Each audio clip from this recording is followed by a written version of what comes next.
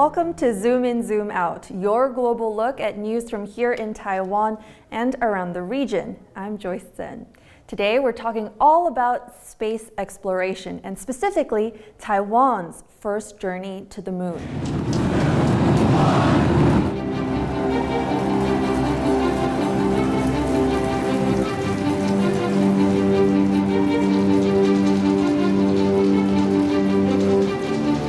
There's new energy in the global space race.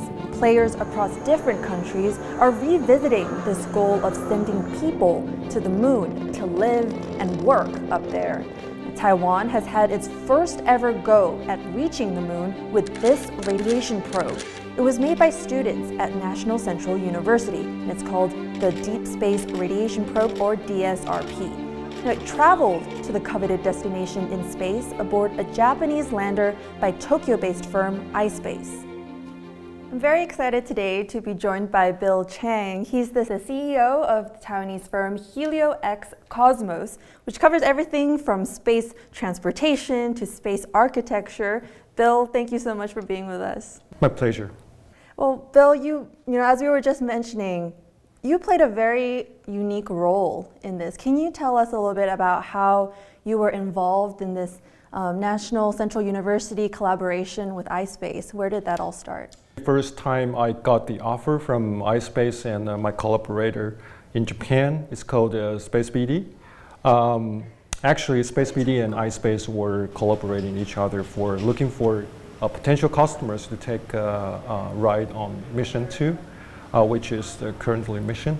And actually I got the offer from 2020, the day right before the Christmas. So it's more like a Christmas gift or something. Right, very nice. And since then, I tried to talk every organizations and every, even the TASA, but NSPL back then. And we talked a lot, and I was almost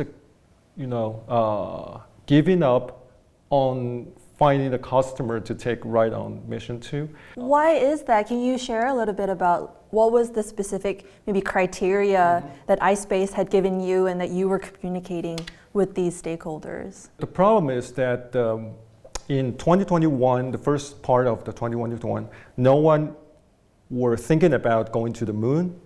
And I believe that our national policy is to develop communication and more remote sensing satellites. Right. So landing on the moon or orbiting the moon is not on the roadmap or something like that. But you have the chance to go to the moon, and it has to be happening right now. So I was so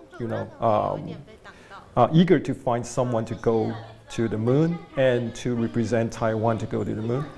And thankfully, Chang from National Central University accepted my proposal.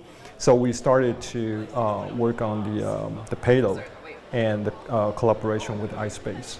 We'll get into the DSRP in a bit, but I wanted to first ask, what does it mean for a school, National Central University, to be the kind of winning customer in your search, but also to represent Taiwan? I think this, the meaning of going to the moon is getting, important recently because United States and India, even China and even Russia, they're going to the moon and trying to find things there.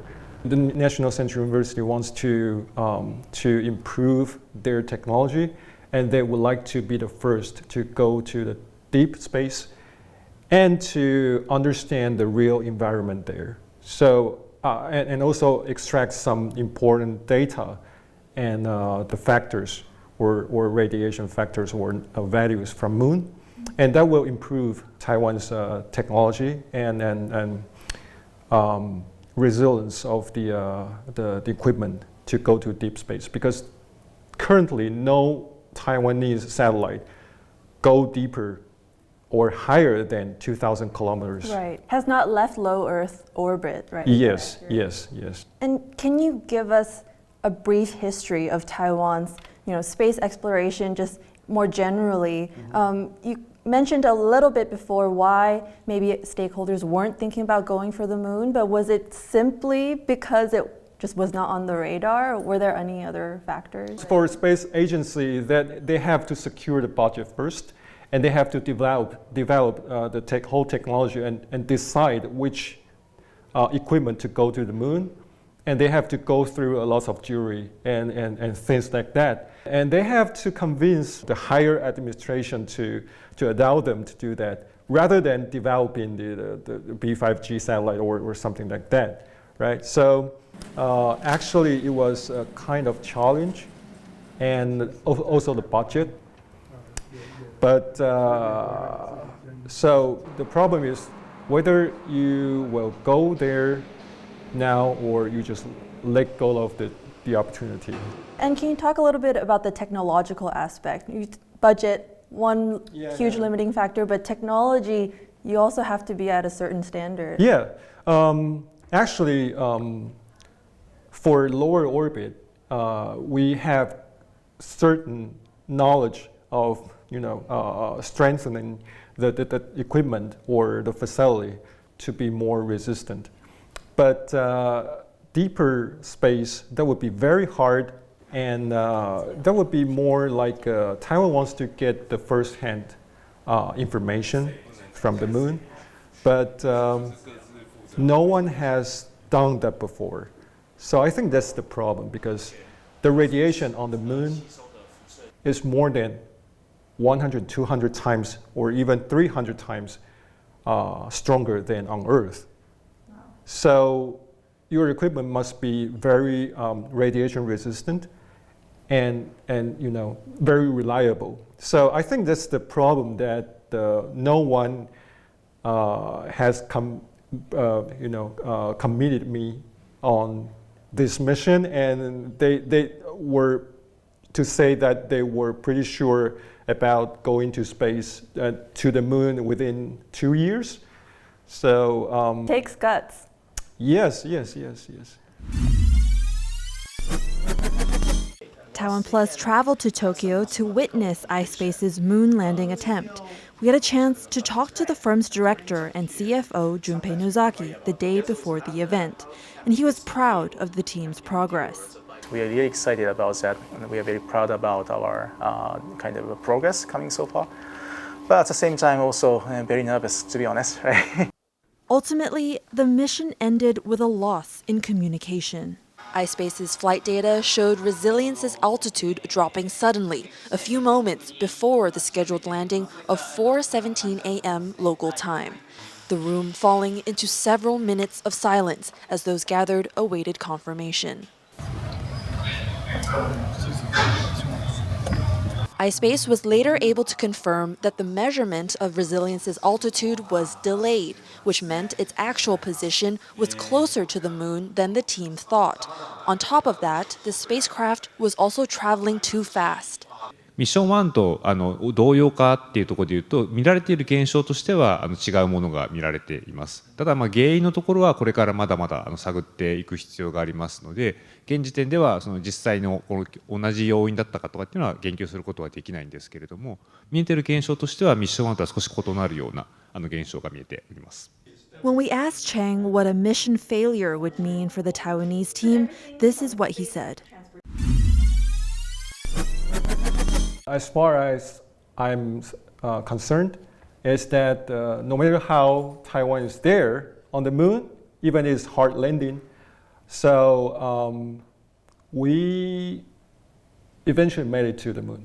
So I think that's the main part, because every second, every day, DSRP is making new record. So I think that's the very important thing I would like to deliver and have to everyone to remember that, because it's over, the moon is over 384,000 kilometers away. And you have to remember that even the most advanced, for most our national satellites under 1,000 kilometers. So you see the differences. And space is hard, even you want to go to the deep space. is without the magnetic field to protect your equipment, it's even harder. So I think this we have done it, and we went there, and we are creating new possibility to as a Taiwanese. I think that's important. What I'm hearing from you is that a landing is not necessarily the only success, right? Because the DSRP has been on since January when it launched from the Kennedy Space Center. Yes. It's been on this whole time, over 4 months now, collecting data. And so that data is already a success.